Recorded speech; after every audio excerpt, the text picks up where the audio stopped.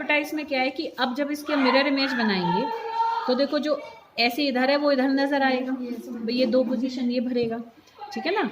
और यहाँ पर ऐसे ये इधर है तो वो इधर नज़र आएगा, तो 2 पोजीशन हम यहाँ भर देंगे। अमोनिया यहीं कहीं यहीं नज़र आएगा और Cl इधर है तो वो इधर नज़र आएगा, ठीक है। तो अब इसमें से एक हमारा डेक्स्ट्रो रोटेटरी है और एक लीवो रोटेटरी है। अब हमें नहीं पता कौन सा डेक्स्ट्रो है कौन सा लीवो है, that should be confirmed experimentally, पर तुम्हें ऐसे ही 2 ड्रॉ करके दिखाने हैं।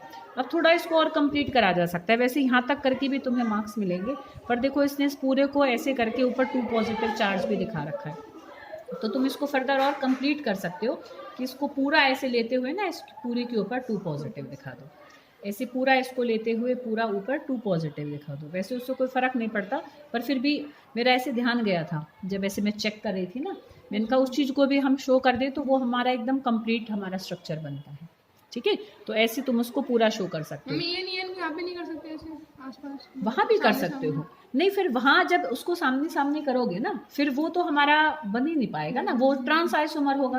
ध्यान करो एक यहाँ से क्वेश्चन भी तो कराया था ना कि जब 2 हमारे बाइडेंटेट लिगेंड हो और जो बाकी दोनों मोनोडेंटेट है, अब चाहे वो सेम है चाहे वो डिफरेंट है, अगर तुम ऐसे वाला बनाते, ठीक है ना, सही कह रही है। इस क्वेश्चन को देखो मैंने तुम्हें इसका आंसर भी बताया था ना एक बार, ऐसे 3 नंबर में आया था। जैसे अब ये कह रही है देखो बेटा कोमल यहाँ कि अमोनिया क्लोरीन मैं यहाँ रख लूँ और एक एन यहाँ पर बनाएं और एक एन हम यहाँ बनाएं। अब इसकी अगर तुम मिरर इमेज बनाओगे तो इसकी मिरर इमेज तो बिल्कुल इसके जैसी ही बन जाएगी। देखो कि भाई एक एन यहाँ है तो एक एन मैंने यहाँ बनाया, एक एन यहाँ है तो एक एन मैंने यहाँ बनाया, फिर अमोनिया तो ऊपर ऊपर और नीचे तो चेंज नहीं होंगे, तो अब ये तो बिल्कुल इसके जैसा ही बन गया। तो जब ये इसके ऊपर फिट ही हो जाएगा, if this mirror image is super imposable, तो फिर उसमें ऑप्टिकल आइसोमेरिज्म डेवलप नहीं होती। Mirror image should be non super imposable, कि ये इसके ऊपर फिट ना हो, ठीक है ना बेटा, अरे बात समझ में। तो इस पर्टिकुलर को अगर वो ये भी पूछता कि इसके 2 ज्योमेट्रिकल आइसोमर बनाओ तो तुम एक ये बनाते और एक ये बनाते। भाई ये सिस हो गया पास पास है और ये ट्रांस हो गया कि आमने सामने है, तो इस वाले आइसोमर में ज्योमेट्रिकल आइसोमरिज्म भी पॉसिबल है, पर उन ज्योमेट्रिकल आइसोमर्स में से सिस वाला ऑप्टिकल आइसोमेरिज्म भी शो करता है पर ट्रांस वाला शो नहीं करता, ठीक है बेटा, अरे बात समझ में। तो ऐसे हमें उस आंसर को अगर ये डिटेल में आता, क्योंकि ये तो एक ही नंबर में है तो बस तुम्हें खाली ड्रॉ करना है, ठीक है ना, वो कुछ नहीं पूछ रहा है, पर वो ड्रॉ करते टाइम तुम्हें ध्यान रखना है कि ट्रांस वाला नहीं बनाना है, सिस वाला ही ऑप्टिकल आइसोमेरिज्म शो करेगा, ठीक है। ये बना दोगे तो तुम्हें कोई मार्क्स नहीं मिलेंगे क्योंकि these are not optical isomerism, ठीक है। ऐसे ही देखो एक आइसोमेरिज्म का एक और शायद वो दूसरे सेट में होगा, और एक तुम्हें मुझे ये भी देनी है ना, उसको पूरा करके। इसकी आती है ना बनानी, इसकी नर्स्ट इक्वेशन तो बना लोगे, है ना, लो देखो एक बार फिर भी, क्योंकि मुझे लग नहीं रहा शायद किसी ने बनाया, पर ये तो अभी दिया नहीं था ना क्वेश्चन करने के लिए, है ना। चलो फिर भी देख लेते हैं, उस दिन रिवाइज किया था। तो E cell is equal to E naught cell, ऐसे यहाँ क्वेश्चन का आंसर करके ले, तो फिर तुम फोटो खींच के भेज देना। ये है तुम्हारा आंसर सेकंड, कौन सा सेट है ये, सेट ए का, और ये है तुम्हारा बेटा, ये हम कर रहे हैं आंसर 5th, ठीक है, सेट ए का है। तो अब तुम देखो बेटा E naught cell minus 0.059 divided by, पहले हमें इसका एक रिएक्शन भी बनाना चाहिए, है ना, तब हम नर्स्ट इक्वेशन बनाएंगे। अब देखो यहाँ ये एनोड है, तो अब पूरा अगर मैं इकट्ठा ही बनाऊं तो एनोड है, तो देखो इसका ये पार्ट इधर आएगा रिएक्टेंट साइड में, ये पार्ट इसका प्रोडक्ट साइड में आएगा, और ऐसे ही यहाँ पर ये हमारा रिएक्टेंट है, तो प्लस करके मैं H पॉजिटिव आयन लिख दूँ, और ये इसका प्रोडक्ट है, तो प्लस करके हमारा H2 आ जाएगा। बेटा प्लेटिनम नहीं लिखना है, प्लेटिनम तो वहाँ पर हमारा प्लेटिनम की प्लेट हम हाइड्रोजन इलेक्ट्रोड में यूज़ करते हैं ताकि वहाँ हाइड्रोजन गैस एब्जॉर्ब हो।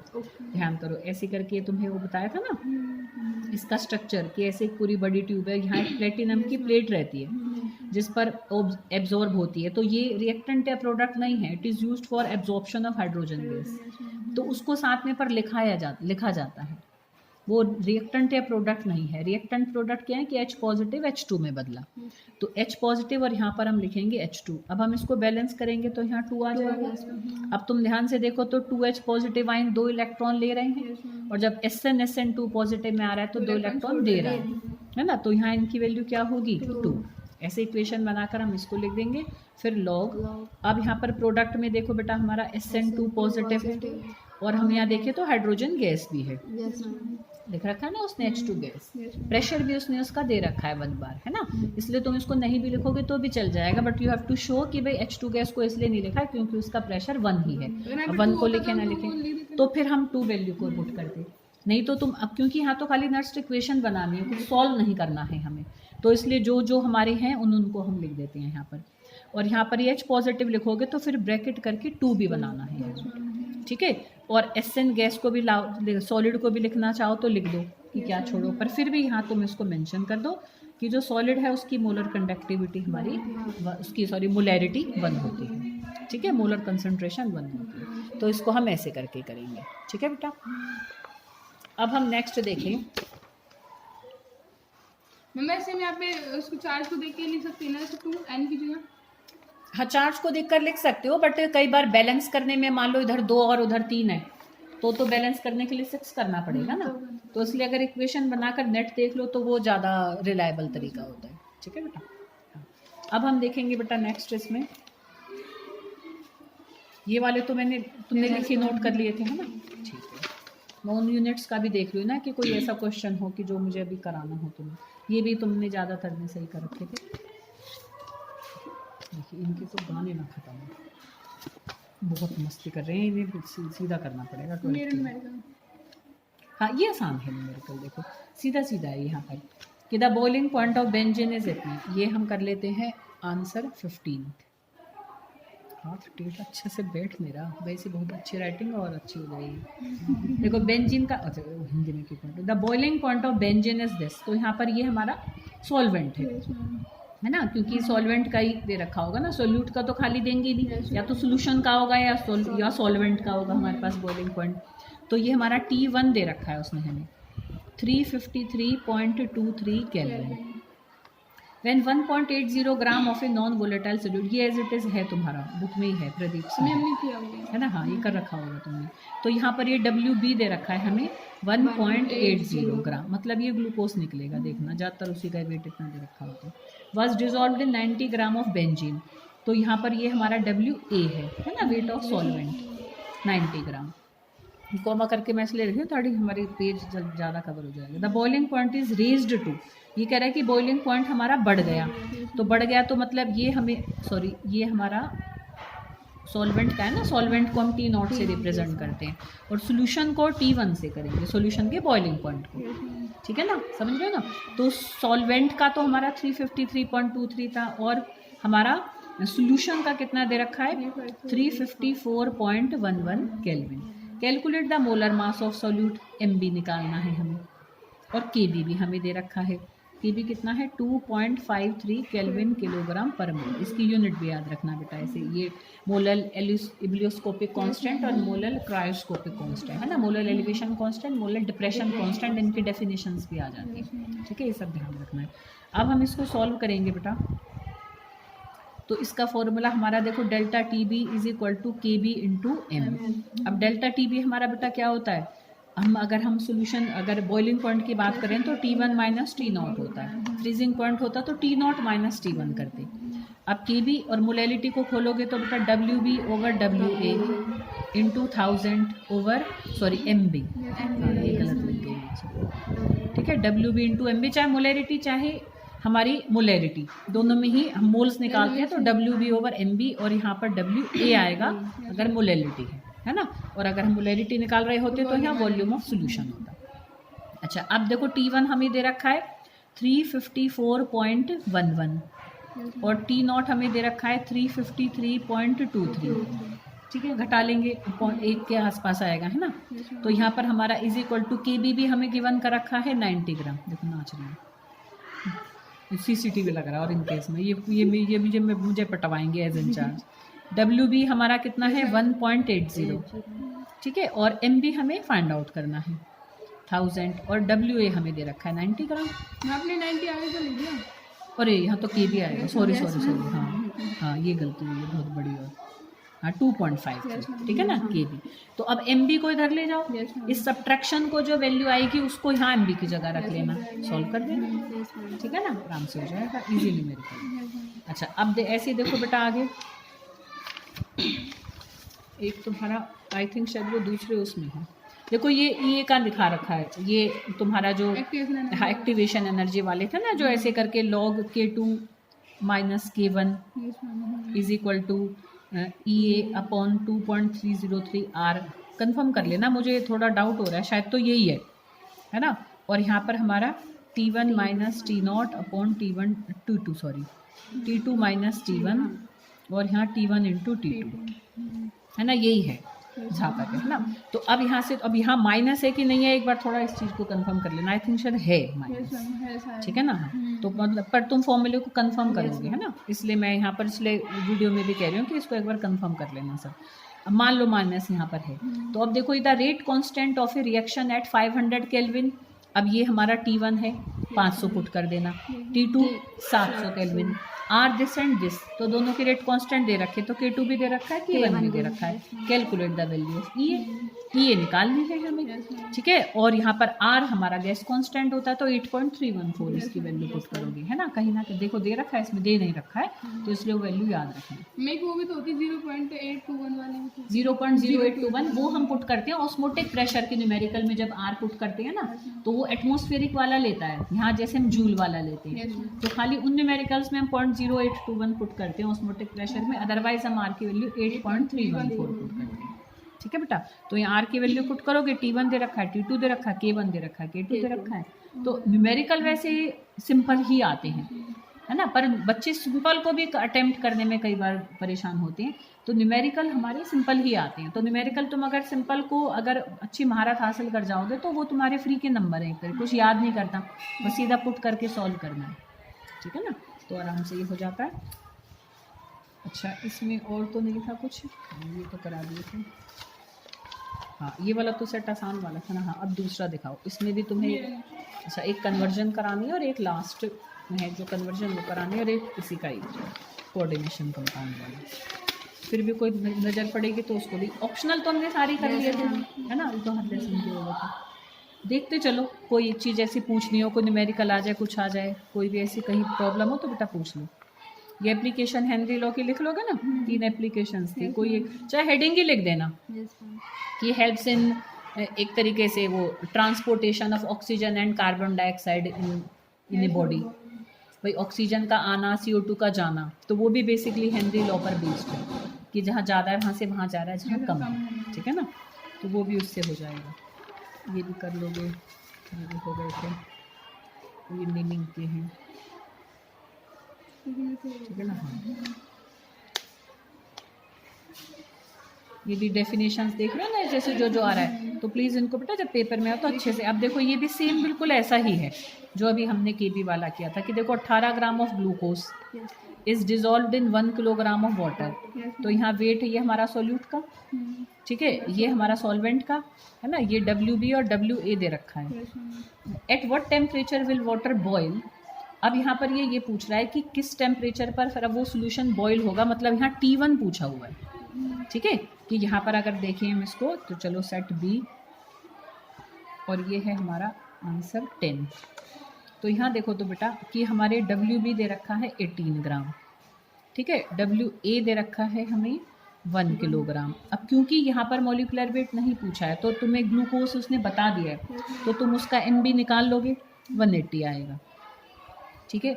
अब ये कह रहा है at what temperature will water boil, कि कब पानी हमारा उबलेगा, अब क्योंकि घोल चुके हैं तो वो सोल्यूशन का पूछ रहा है, तो T1 पूछा है इसने बेटा यहाँ पर। अब ये जो इसने टेम्परेचर दिया ना हमें 1.013 बार, ये इसलिए दिया है कि तुम्हें वाटर का वो बॉइलिंग पॉइंट बता रहा है, मतलब T0 बता रहा है, क्योंकि इस प्रेशर पर वाटर का बॉइलिंग पॉइंट 100 डिग्री सेंटीग्रेड ही होता है, ठीक है, या मैं कहूँ 373 केल्विन। तो इस टेम्परेचर की हेल्प से तुम्हें उस बॉइलिंग पॉइंट को रखना है। वैसे भी पानी का याद रखो, कहीं अगर T0 ना दे रखा हो तो T0 क्या पुट करोगे वाटर का 373 केल्विन, और अगर फ्रीजिंग पॉइंट की बात है तो 0 डिग्री सेंटीग्रेड मतलब 273 केल्विन।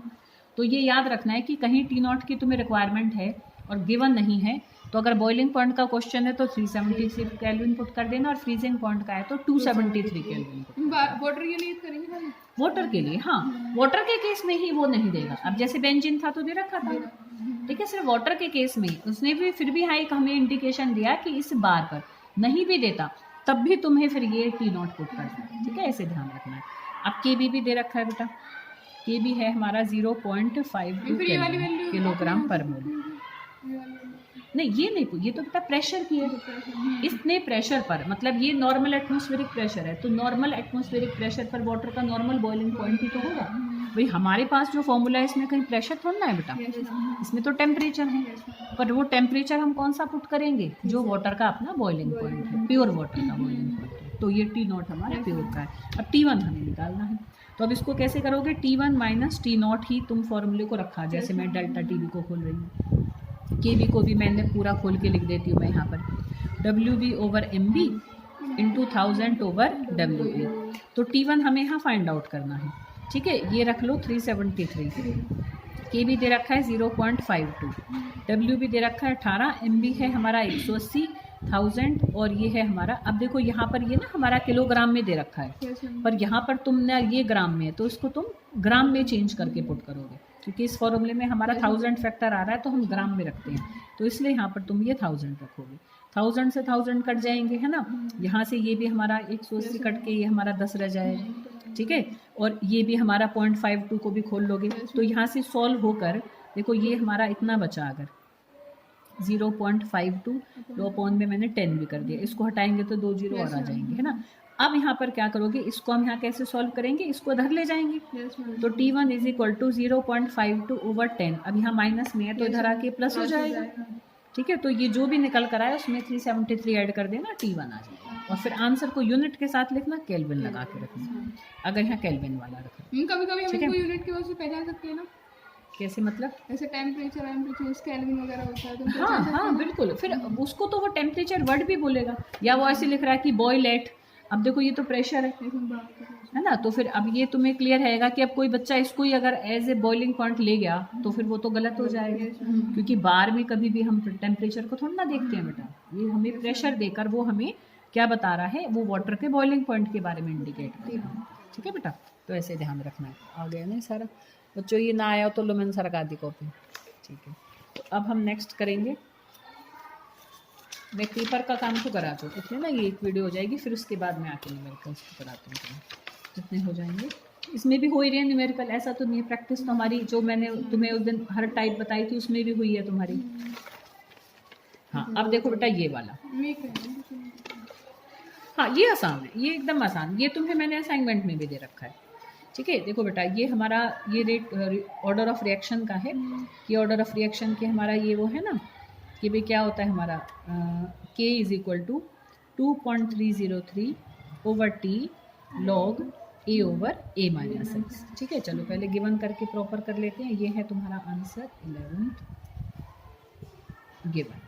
देखो बेटा ये कह रहा है first order reaction has a rate constant, K की वैल्यू दे रखी है 1.15 इंटू 10⁻³ पर second, how long will it, तो T निकालना है हमें, है ना, कि कितने टाइम में 5 ग्राम, देखो बेटा कितने टाइम में ये कह रहा है how long will 5 gram of this reactant take to reduce to 3 gram, कि जब वो 3 ग्राम में बच जाए, तो लिया कितना हमने 5, तो A हमारा कितना है 5 ग्राम, और पूरा A माइनस एक्स ही है हमारा 3 ग्राम, क्योंकि कह रहा है ना take to reduce to 3 gram, A minus X क्या है कि आफ्टर टाइम T जो कंसंट्रेशन बची हमारी रिएक्टेंट की वही होता है ना A माइनस एक्स, तो A माइनस एक्स नहीं दे रखा है, A माइनस एक्स दे रखा है। अगर वो ऐसे कहता ना how long will it take 5 gram of this reactant, यहाँ पे वर्ड रिड्यूस यूज कर रहा है, वो कहेगी कि if 3 gram of it has been reacted, तो 3 ग्राम अगर रिएक्ट कर गया तो बचेगा 2 ग्राम, है ना, भाई 3 ग्राम गेट रिएक्टेड, एक्स वो अमाउंट है जो रिएक्ट कर जाती है, तो 5 में से फिर मैं 3 को घटाती तो A माइनस एक्स 2 बचता, अगर वो ऐसे कहता तो अब हम यहाँ पर इनको पुट कर देंगे। अब देखो T को मैं इधर ले जाती हूँ क्योंकि T हमें निकालना है, K को हम इधर ले आएंगे, तो K हमारा है 1.15 इंटू 10⁻³ ठीक है लॉग, और यहाँ पर ये हमारा क्या हो जाएगा 5 और नीचे आ जाएगा 3, ठीक है ना। तो अब यहाँ देखो तुम्हें लॉग की जरूरत पड़ेगी, तो log 5 माइनस log 3 करके करोगे इसको, है ना।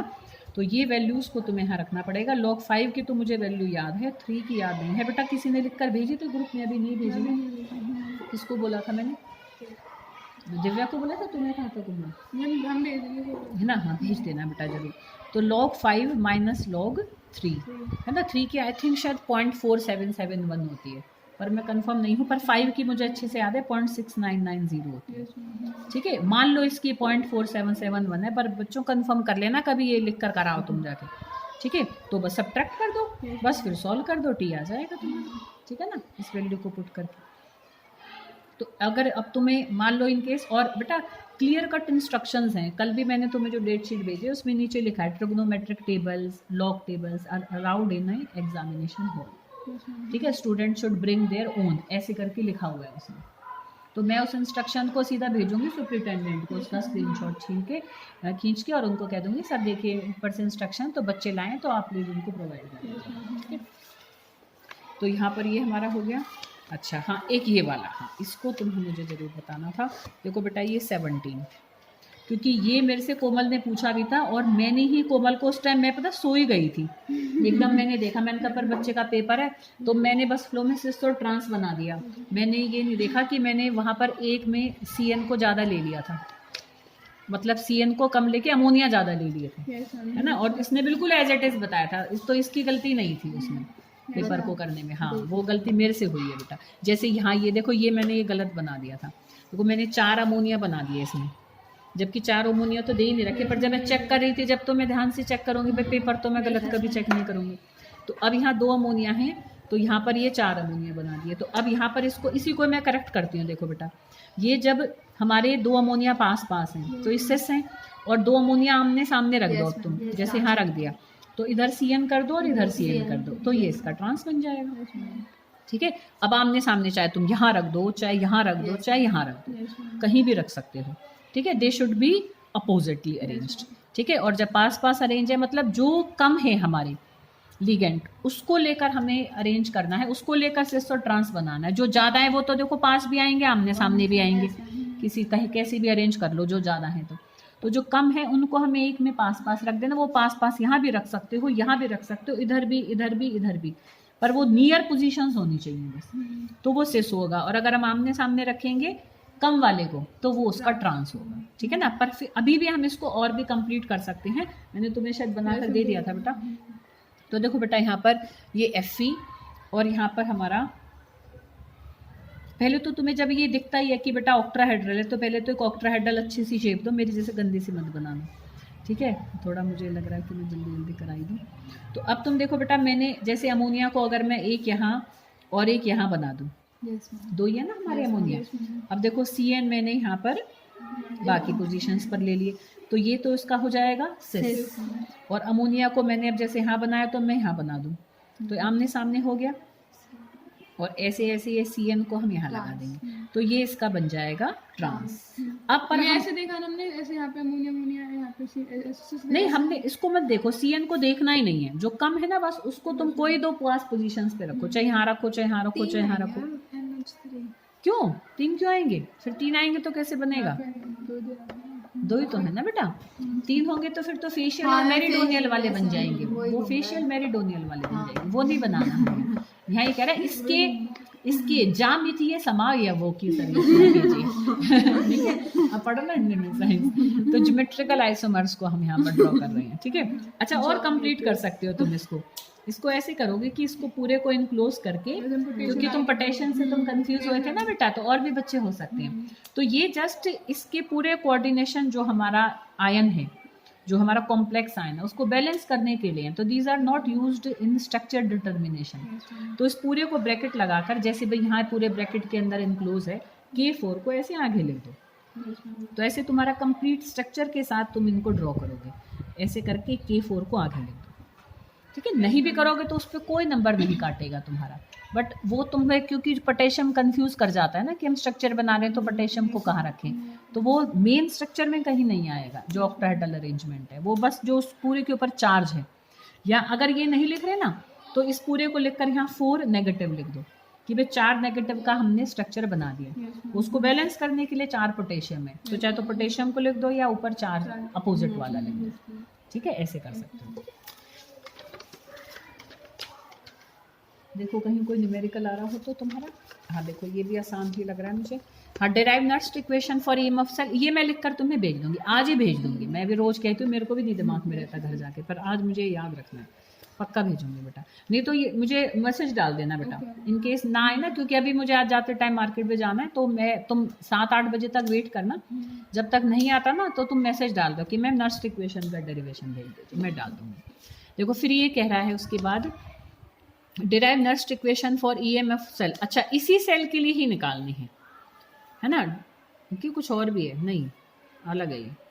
हाँ ये एक वाला है, बी वाला है। हाँ ये बी का है कि एक इक्वेशन दी है। Yes, अब उसके हमें ई नॉट, अब यहाँ ध्यान से देखना खुशी, तुम जो कह रहे थे, देखो बेटा यहाँ ध्यान से कि यहाँ पर ये ऑक्सीडेशन पोटेंशियल दे रखा है, yes, ये भी ऑक्सीडेशन पोटेंशियल है, प्लस यहाँ है, yes, इधर नहीं है। yes, तो जब मेटल से पॉजिटिव आयन बन रहा है तो it should formed by the loss of electron, तो ये ऑक्सीडेशन पोटेंशियल है।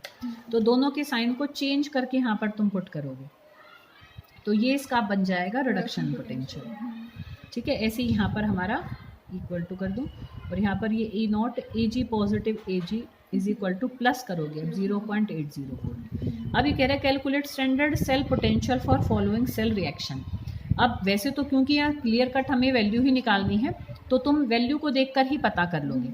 अब ये ज़्यादा है, पहले वो ज़्यादा थी, yes, तो चेंज कर देना है पहले, जरूरी ध्यान रखना है कि रिडक्शन पोटेंशियल से यू हैव टू कंपेयर।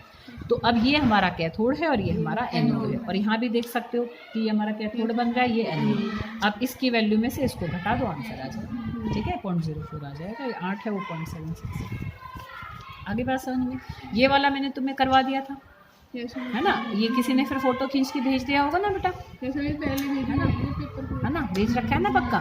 तो बच्चों इसकी वीडियो भी खैर पेपर की मैंने पहले करवा रखी है, उसमें करवा रखा होगा, तो यहाँ से देख सकते हो। हाँ, एक ये वाली मैंने तुम्हें यहाँ गलत बता दी थी बेटा, क्योंकि मैं उसके फ्लो में बस मिथाइल को 1 पोजीशन पर लगा गई, तो इसको बेटा सब जरूर देखेंगे। और ये मैंने कोमल को तो करके भेज दिया था, भेजा था ना बेटा तुम्हें। देखो बेटा यहाँ पर इसके पेपर में कर रखा है मैंने, तुम्हारे में किसी और के, दिव्या के पेपर, मतलब जिसने भी अटेम्प्ट किया है मैंने उन सब के पेपर में कर दी थी। अब तुम देखो बेटा ये कह रहा है कि यहाँ पर कि predict the major product of acid catalysed dehydration of 1 methyl cyclohexanol. yes, तो पहले हम इसका स्ट्रक्चर बनाएंगे। देखो साइक्लोहेक्सेन, तो ये साइक्लोहेक्सेन ये बन गया। अब देखो ये साइक्लोहेक्सेन बन गया। अब ये कह रहा है 1 पोजीशन पर मिथाइल है। अब तुम देखो बेटा, अगर फंक्शनल ग्रुप हमारा है तो उसको तो हमें 1 पोजीशन देनी ही देनी है ना भाई। अगर ओल है, अब जब 1 पोजीशन फंक्शनल ग्रुप को मिलती है तो उसको हम लिखते नहीं हैं। ध्यान करो, एक रूल बताया था ना कि अगर फंक्शनल ग्रुप पे if it is getting locant 1, तो चाहे उस 1 को लिखो या मत लिखो, वो अंडरस्टूड है कि उसकी 1 पोजीशन है। तो यहाँ ओल की नहीं लिखी हुई है, वो अंडरस्टूड है कि इसकी 1 ही पोजीशन है, क्योंकि मेंशन नहीं कर रखा है। तो 1 पर ही ये कह रहा है मिथाइल है, तो OH भी हमारा 1 पर ही होगा। समझ रहे हो, ये मैंने यहाँ OH लगाकर इसको 1 मानकर यहाँ मिथाइल लिख दिया, जबकि ये तो 2 पोजीशन हो जाएगी, तो ये इसमें गलत करा हुआ है। ठीक है ना, तो इसको हम यहाँ काट देते हैं। ठीक है, अब देखो बेटा, जब कभी भी हम एल्कोहल या एक एल्कोहल की डिहाइड्रेशन करते हैं ना, तो एल्कीन्स बनते हैं, ये सब ध्यान रखेंगे। अब एल्कीन देखो, नॉर्मली अगर मैं यहाँ पर कोई एल्कोहल बनाती, ऐसे देखो, अब मैं इससे अगर हम यहाँ पर क्या बनाते, अगर एल्कीन बनाते, तो एक तो ये OH जाएगा और साथ वाले कार्बन से H जाएगा, है ना। इसको मैं 2 करके यहाँ H करके लिख दूँ, तो ये निकलेंगे और इन दोनों के बीच में डबल बॉन्ड आएगी। तो यही बात हमें यहाँ अप्लाई करनी है, यहाँ पर ऐसे लिख देंगे भाई। और ये सिर्फ प्रोडक्ट पूछ रहा है और मेजर प्रोडक्ट पूछ रहा है, यहाँ 2 बनते हैं। मैं बता देती हूँ दोनों कैसे कैसे बनेंगे, क्यों अब यहाँ बनेंगे। देखो कैसे कैसे, देखो ये हमारा कार्बन है, जिस कार्बन पर OH है, यहाँ ये कार्बन था जिस पे OH है, इसके साथ वाला कार्बन। अब इसके साथ वाला कार्बन तो बेटा ये भी है, और इसके साथ वाला कार्बन तो ये भी है, तो यहाँ 2 प्रोडक्ट बनेंगे। ठीक है, और ध्यान करो, मैंने ऐसे कभी बता रखा है कि जब कभी ऐसे 2 प्रोडक्ट बनने की पॉसिबिलिटी होती है तो सिट्ज़ेफ रूल फॉलो होता है। जो ज़्यादा सब्स्टिट्यूटेड एल्कीन होता है वो ज़्यादा अमाउंट में बनता है। तो अब अगर देखो मैं इस वाले हाइड्रोजन को हटाऊं और इस OH को हटाऊं, तो देखो क्या बनेगा। देखो ये कार्बन था, यहाँ एक H हट गया, और इस कार्बन से OH हटा, तो इनके बीच में डबल बॉन्ड आएगी भाई उन दोनों के बीच में तो आएगी, जिन पे से गया है इस पे से OH गया, इस पे से H गया, तो यहाँ और इस CH3 को एज इट इज बना दो।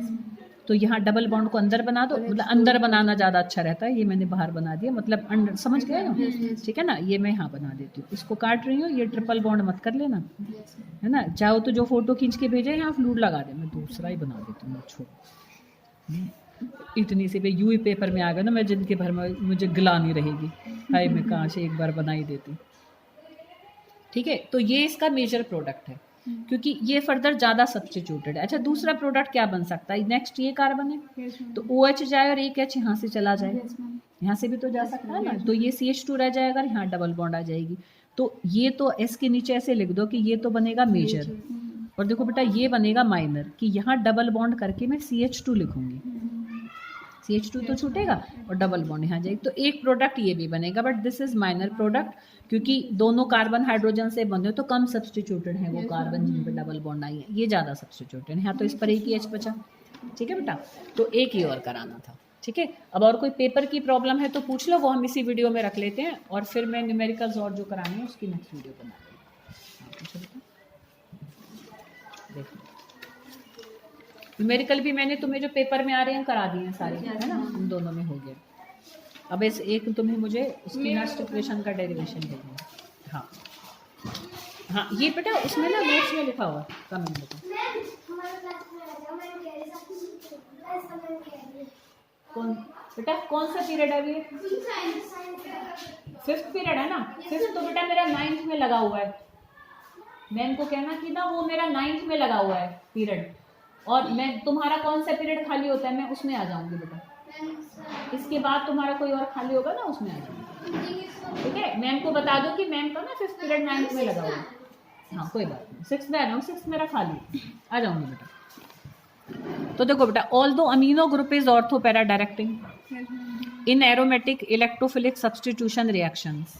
ठीक है, aniline on nitration gives A substantial amount of Meta nitro aniline. ये ना तुम्हें जहाँ पर वो करवा रखा है, इस टाइम किसी के पास नोट्स है, मैं तुम्हें एग्जैक्टली दिखा देती हूँ कि कहाँ से, किसी के पास अगर तुम्हारे पास से अमीन्स के नोट्स हों, कोई बात नहीं, फिर भी मैं बताती हूँ, अब समझा मैं दूंगी, वहाँ लैंग्वेज मैंने लिख रखी है।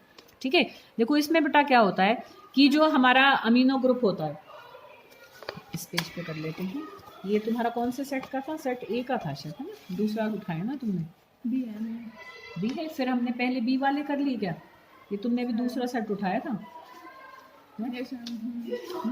तो यहाँ चेंज कर दो, ये सेट बी था और ये सेट ए है। ठीक है, तो अब देखो ये भी हमारा सेट बी से है, तो देखो बेटा यहाँ पर ये कह रहा है ऑल दो amino group is ortho para directing. देखो क्या होता है कि इसमें कि ये हमारा अमीनो ग्रुप है, ठीक है, अब इसमें जब कभी भी हम कराते हैं तो ऑर्थो और पैरा पोजीशंस पर हमारे कंपाउंड बनते हैं, पर जब हम इसकी कराते हैं नाइट्रेशन, जब हम इसकी नाइट्रेशन कराते हैं ना, तब हमारा क्या हो जाता है कि कुछ मेटा आइसोमर्स भी बनते हैं, क्योंकि यहाँ पर हमारा क्या होता है बेटा कि नाइट्रिक एसिड ये हमारी एसिड है और ये हमारा बेसिक ग्रुप है, तो कई बार क्या हो जाता है कि ये इसके साथ रिएक्ट करके एनिलीनियम आयन बना लेता है,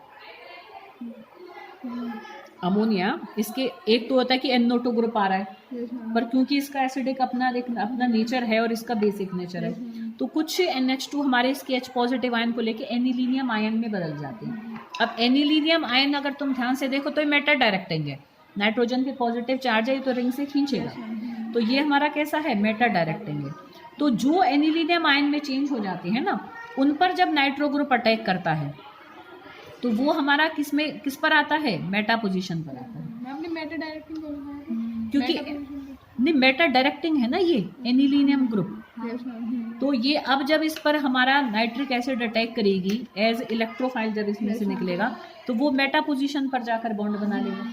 अब मेटा पर अब फिर वैसे तो करे H पॉजिटिव आयन बाद में छोड़ भी देगा, पर जब जिस दौरान वो एनिलीनियम आयन के फॉर्म में था उस दौरान वो मेटा डायरेक्टिंग हो गया, तो जो NH2 के फॉर्म में जब अटैक करेंगे तो वो तो ऑर्थो और पैरा वाले आइसोमर्स बनाएंगे, और जो एनिलीनियम आयन में कन्वर्ट हो जाएंगे वो मेटा आइसोमर्स बना लेंगे। तो सिंपल लाइन भी तुम लिख सकते हो, due to formation of anilinium ion, ठीक है, which is meta directing in nature, some meta isomers also get form.